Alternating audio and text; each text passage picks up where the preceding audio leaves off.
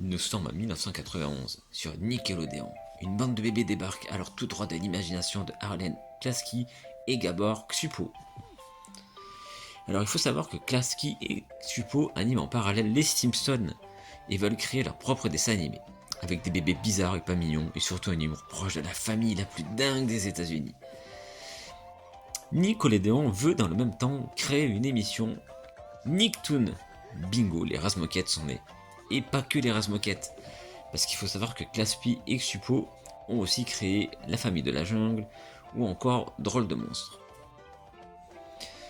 En France, la série est diffusée sur Canal+ en 1992 à la place des Simpsons qu'ils ont animés, comme je vous l'ai dit tout à l'heure.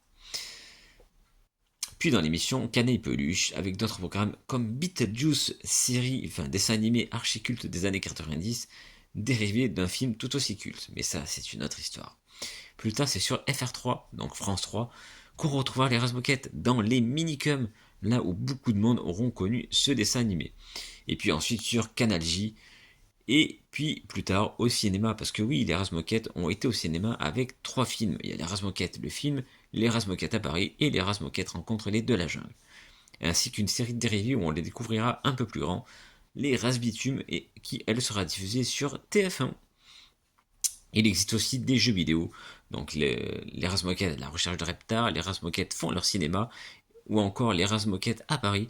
Donc tous les jeux là sont sortis sur PlayStation 1 et Game Boy Color, ainsi qu'il me semble sur Nintendo 64.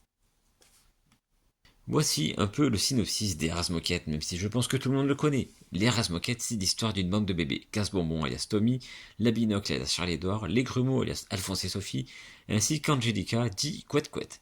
Ils vivent des aventures plus folles les unes que les autres, mais souvent dans leur imagination de bébé. Mais Angelica est toujours présente pour leur faire peur. Alors, tu te souviens?